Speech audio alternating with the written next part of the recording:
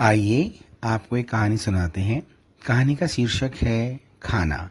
और मैं हूं आपका दोस्त विजय। शशि, आगे बैठी हो तो प्लीज़ सोना मत, तुम्हें देखकर मुझे भी नींद आ जाएगी।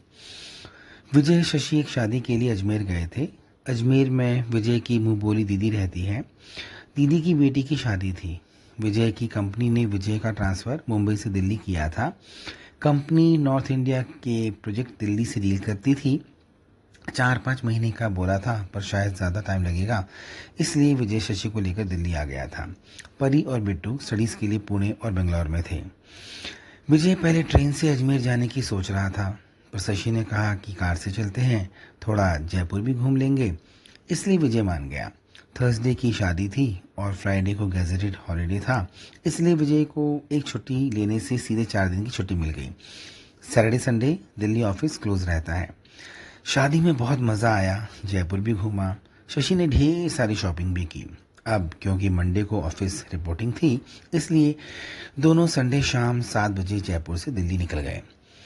जयपुर दिल्ली 5-6 घंटे का रास्ता है शायद। विजय ने सोचा कि 7 बजे हैं, घर पहुंचते पहुंचते 12 बज जाएंगे। विजय जानता था कि शशि कार में आगे बैठने की जिद करेगी और फिर झपकी मारेगी। हाईवे है, आगे से आने वाली गाड़ियों की लाइट सीधे आंखों पर पड़ती है। कहीं शशि को देखकर विजय को झपकी न लग जाए, इसलिए विजय शशि को झपकी लेने से मना कर रहा था, पर शशि झपकी ले ही रही थी। शशि, शशि, शशि, विजय शशि शशि बोल रहा था। शशि कर रही थी। अरे यार, तुम नहीं मानोगी। शशि, तुम ना पीछे आराम से सो जाओ, देखो बहरूड आने वाला है, बस 2.5-3 घंटे में घर पहुंच जाएंगे, मैं गाड़ी साइड में लगाता हूँ। शशि को कुछ सुनाई नहीं दे रहा था, वो बस कर रही थी। विजय गाड़ी साइड में कर ही रहा था कि गाड़ी ने गाड़ी घां घां घां करने लगी और फिर थोड़ी देर बाद गाड़ी साइड होते होते रुक गई। अरे यार, अब ये क्या नई मुसीबत आ गई। ये कार भी ना अभी 1 हफ्ते पहले ही तो सर्विसिंग कराई थी। विजय ने कार स्टार्ट करने की कोशिश की। कार घां घां घां कर रही थी, पर आगे नहीं बढ़ रही थी। कार की घां घां घां से शशि की झपकी टूट गई।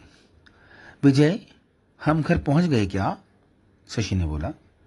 शशि, अभी घर दूर है, कार बंद हो गई है। मुझे लगता है शायद कार्बोरेटर में कचरा फंस गया है, ज़्यादा सेल्फ मारूंगा तो बैटरी डाउन हो जाएगी। विजय ने परेशानी जताते हुए बोला।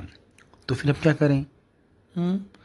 शशि, इस समय कहीं से कोई हेल्प भी मिलना मुश्किल है। 10 बज रहे हैं। एक काम करते हैं, कार को थोड़ा रेस्ट देते हैं, क्या पता थोड़ी देर बाद स्टार्ट हो जाए। इतनी रात में मैकेनिक कहाँ मिलेगा? विजय, ठंडी लग रही है और मुझे सुसु आई है, कहाँ जाऊं? शशि ने परेशानी दिखाई। कहाँ जाऊं क्या? बाहर निकलो और पीछे वो झाड़ी, उस झाड़ी के पास बैठ जाओ, और क्या कर सकती हो? अब इतनी रात में तुम्हें टॉयलेट कहाँ मिलेगा? और या फिर मैं तुम्हारी टॉयलेट कहाँ से लाऊं, बताओ? छी विजय, मैं ऐसे कैसे झाड़ी में बैठ जाऊं? मुझे डर लगता है। अरे शशि, डर कैसा, मैं हूं ना, चलो मैं तुम्हारे साथ खड़ा होता हूँ, ठीक है?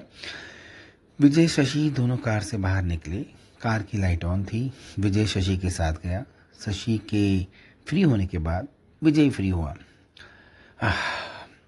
अच्छा, तो तुम्हें भी सुसु आई थी? शशि ने हैरानी से पूछा।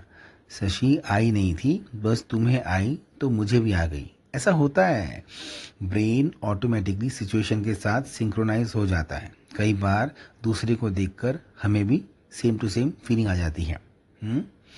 विजय ने समझाते हुए बताया। अच्छा, ऐसा होता है क्या? पर कैसे? मुझे बताओ कैसे?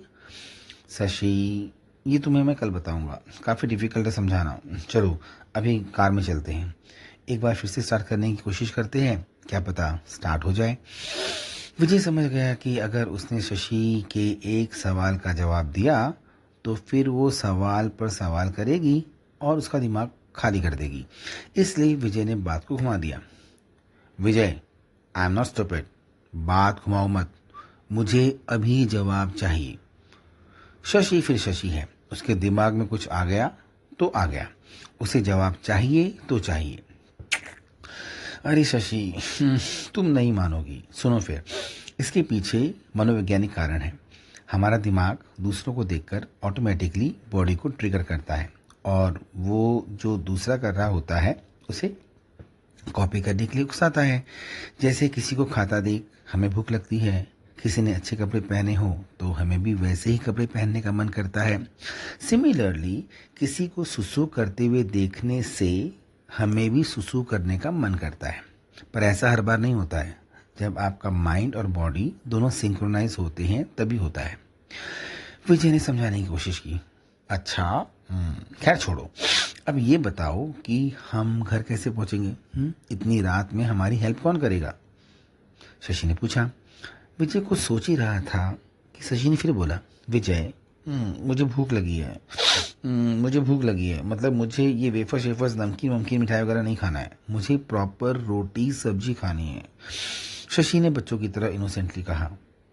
एक तरफ विजय कार के लिए परेशान था और दूसरी तरफ शशि भूख लग रही है बोल रही थी। विजय ने थोड़ा सर घुमाकर देखा तो उसे आगे धुंधली धुंधली सी रोशनी दिखाई दी।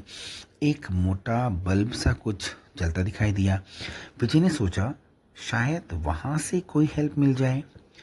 शशि, चलो थोड़ा आगे चलते हैं, शायद वहां दुकान है, हेल्प मिल जाए, चलो चलते हैं।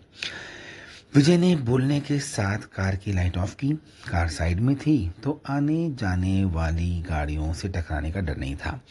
लेकिन कार, विजय, शशि को लगा कार को यहाँ ऐसी सुनसान जगह पर कैसे छोड़कर जा सकते हैं। शशि, कार सेफ साइड में खड़ी है, कुछ नहीं होगा इसे। इसमें एंटी थीफ सायरन लगा है, कोई टच भी करेगा तो कार ऐसा सायरन बजाएगी कि 2 किलोमीटर तक इसकी आवाज़ गूंजेगी। विजय ने कॉन्फिडेंटली बोला। ऐसा क्या? तो फिर चलो। शशि विजय थोड़ा आगे चले तो उन्हें दुकान दिखी। दुकान रोड से थोड़ा नीचे थी और वहाँ एक बूढ़ा बीड़ी पी रहा था। दुकान के आगे उसने ठंड से बचने के लिए अंगीठी जलाई थी। वो हाथ ताप रहा था। बूढ़ा दुकान बंद करने की तैयारी में था। शशि विजय को देखकर बूढ़ा समझ गया कि रास्ते में इनकी गाड़ी खराब हुई होगी, इसलिए ये दोनों यहाँ आ गए। इससे पहले विजय कुछ पूछता, बूढ़ा बोला, ए छोरे, सुबह आइए, अठे थारी मदद को नहीं हो सकेगी, सारे ब्याते गए हैं। विजय ने बूढ़ी को देखा। बेचारा लाचार था, डंडे के सहारे था, आंखों में मोटा चश्मा था। बूढ़े के पास एक काला कुत्ता मंडरा रहा था। शायद कुत्ते को भूख लगी थी और बूढ़े के पास उसके लिए रोटी नहीं थी। बूढ़े ने कुत्ते को फटकारते हुए जोर से बोला, जा यहाँ से, रोटी बोटी कुछ नहीं है हमारे पास, देख नहीं रहा मैंने भी खाना नहीं खाया है, कल बेटा बहू रोटी लाएंगे तो खिलाऊंगा, चल भाग यहाँ से। बुढ़े की डांट सुनकर कुत्ता भाग गया। विजय समझ गया कि बूढ़ा भी भूखा है। विजय ने देखा कि बूढ़े की दुकान में मटके वटके, मिट्टी के बर्तन, दूध, घी, तेल, आटा, चीनी, गुड़, दाल वाल, सब्जी वगैरह सब कुछ था। बूढ़े की रोड किनारे इकलौती दुकान खुली थी, बाकी सारी बंद थी। विजय ने बूढ़े से बोला, बाबा, अभी इतनी रात में हम कहाँ जाएंगे, कुछ देर यहीं रुक जाते हैं, सुबह निकल जाएंगे, सुबह कुछ न कुछ मदद मिल जाएगी, चाहो तो कुछ पैसे ले लो। विजय ने अपनी परेशानी दिखाई। बूढ़ा समझ गया। उसने कहा, बेटा एक काम कर, तेरे साथ औरत है, तू ना पीछे वाले कमरे में जा, वहाँ रात काट ले, सुबह मेरा बेटा आ जाएगा, तेरी मदद हो जाएगी। लेकिन बाबा, फिर आप कहाँ जाओगे? विजय ने पूछा। अरे बेटा, ये रही ना मेरी खाट, मैं यहीं सो जाता हूँ, मुझे आदत है बाहर सोने की। बूढ़े ने बड़े प्यार से बोला। अरे नहीं नहीं बाबा, इतनी ठंड में बाहर, आप अंदर जाकर सो जाइए, मैं और मेरी वाइफ यहीं बाहर रुकते हैं। ना ना बेटा, ऐसा ना कर, तू देख ये अंगीठी जल रही है, इसकी ताप से मुझे गर्मी मिल रही है, तू जा और बहू के साथ कमरे में ठहर जा, मैं यहाँ बाहर ठीक हूँ। बूढ़े ने बहुत प्यार से धीमी धीमी आवाज़ में बोला। विजय समझ गया कि बूढ़ा नहीं मानेगा, इसलिए विजय ने शशि से बोला, शशि, तुम्हें भूख लगी है ना, और बाबा जी भी भूखे हैं, तो चलो आज मैं तुम्हें और बाबा जी को अपने हाथ से खाना पकाकर खिलाता हूँ। खाना? विजय, खाना कैसे पकाओगे, कुछ भी नहीं है यहाँ पर, पकेगा कैसे? शशि हैरान थी कि विजय क्या कह रहा है। शशि, पकेगा, देसी स्टाइल में पकेगा, देखना। क्या? मैं समझी नहीं। विजय ने बाबा जी से बात की, बाबा जी मान गए। विजय ने बाबा जी की दुकान से मिट्टी के बर्तन, घी, आटा, दाल, गुड़, सब्जी, सब कुछ जरूरत वाली चीजें खरीदी। पास में पानी का टैप भी था। विजय सब्जी लेकर टैप पर गया और सब्जी धो लाया। विजय ने शशि से बोला, शशि तुम ना ये प्याज, टमाटर, मिर्ची और आलू वगैरह सब काट लो, तब तक मैं ये बर्तन भिगा लाता हूँ। नई मिट्टी के बर्तन को पानी में भिगाना ज़रूरी होता है, नहीं तो वो खाने में मिट्टी छोड़ते हैं। शशि विजय की बात सुनकर हैरान थी, पर उसने जो कहा वो मान गई। विजय पानी के टैप से मिट्टी के बर्तन धो लाया। विजय ने एक कढ़ाई जैसा बर्तन अंगीठी में रखा। अंगीठी की ताप से बर्तन सूख गया। बाबा जी दुकान से विजय के लिए लकड़ी और कोयला लाए, अंगीठी में आग बढ़ाने के लिए। बर्तनों के सूखने तक शशि ने सब्जी काट ली थी। विजय ने शुद्ध देसी घी से जीरे का छौंक लगाते हुए सब्जी बनाई। शशि देख रही थी विजय कितने प्यार से खाना बना रहा था। शशि ने बोला, विजय सब्जी तो बन गई, रोटी कैसे पकाओगे? शशि तुम आराम से देखो, सब कुछ बनेगा, विजय ने बोला। जब तक सब्जी आंच में थी तब तक विजय ने आटा गूंद लिया था। विजय ने आटा दूध में गूंदा था। विजय ने गूंदे हुए आटे की हाथ से गोल गोल करके मोटी मोटी रोटी बनाई। विजय ने बाटियों को सब्जी के नीचे रखा। विजय ने गूंदे हुए आटे की हाथ से गोल गोल करके मोटी मोटी बाटी बनाई।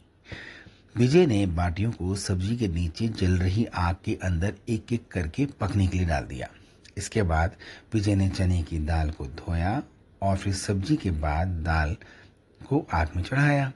बीच बीच में विजय बाटियों को पलट भी रहा था ताकि वो हर तरफ से पक जाए। थोड़ी देर में दाल भी बन गई। दाल के साथ साथ बाटी भी तैयार हो गई। विजय ने गुड़ लिया और उसके छोटे छोटे टुकड़े कर दिए। बाबा जी अंदर से 3 बड़ी बड़ी थाली और कुछ कटोरियां ले आए। शशि के साथ साथ बाबा जी भी विजय को खाना बनाता हुआ देख रहे थे। जब खाना पूरा बन गया तो विजय ने शशि की ओर इशारा किया कि वो प्लेट में खाना लगाए। शशि को अच्छा लगा कि विजय ने उसे खाना लगाने के लिए कहा। शशि ने कटोरी में दाल निकालकर थाली में रखी, कटोरी में भरी, सब्जी लगाई, गुड़ के टुकड़े को थाली में रखा और फिर बाटी थाली में रखी। विजय ने 3 कटोरियों में घी डाला और उन्हें थाली के साथ रख दिया। विजय ने शशि को इशारे से कहा कि वो बाबा जी को तैयार थाली दे। शशि ने बाबा जी को तैयार थाली दी। बाबा जी ने हाथ उठाकर आशीर्वाद दिया। इसके बाद विजय और शशि अपनी थाली, सब्जी, दाल, बाटी वगैरह सब लेकर कमरे में गए। शशि साथ थी ना, इसलिए बाहर खुले में खाना सही नहीं था। चलो विजय खाते हैं, तगड़ी भूख लगी है, शशि ने बोला। शशि ने बाटी को हाथ से फोड़ा। विजय ने फूटी हुई बाटी में अच्छे से घी डाला। बाटी घी से भर गई और फिर शशि ने बाटी के एक टुकड़े को दाल में डुबाकर खाया। एक निवाला खाते ही शशि रुक गई और विजय की ओर देखने लगी। विजय घबरा गया, कहीं नमक वमक कम ज़्यादा तो नहीं पड़ा। विजय सोचने लगा, क्या हुआ शशि, कुछ कमी रह गई क्या? विजय ने घबराते हुए पूछा। शशि की आंखें भर गई। शशि ने प्यार से विजय के दाएं गाल को अपने बाएं हाथ से सहलाते हुए बोला, विजय कितना टेस्टी खाना बनाते हो तुम, ओह माय गॉड, मज़ा आ गया। मुझे लगा था कि शायद बाटी कच्ची होगी, पर पूरी पकी है और दाल तो कमाल की बनी है Vijay. I love you, what a tasty food. अरे नहीं शशि, तुम्हें भूख लगी है ना, भूख में हर चीज़ टेस्टी लगती है, विजय ने प्यार से बोला। नहीं नहीं विजय, वाकई में बहुत बहुत टेस्टी खाना बनाया है, मज़ा आ जाएगा। खाने के बाद विजय ने अपने हाथों से शशि को गुड़ खिलाया। शशि को बहुत अच्छा लगा। विजय ने बर्तन धोकर बाहर दुकान के पास रख दिए। बाबा जी बाहर चादर तान कर सो रहे थे। शशि विजय कमरे में गए। बहुत प्यारा सा कमरा था। विजय ने शशि को कमरे में आराम से सोने के लिए कहा और वो बाहर बाबा जी के पास चला गया। विजय ने सारी रात अंगीठी के पास काटी और करीबन सुबह 7 बजे बाबा जी का बेटा आया। बाबा जी भी उठ गए थे। बाबा जी का बेटा मैकेनिक था। विजय उसे कार के पास ले गया।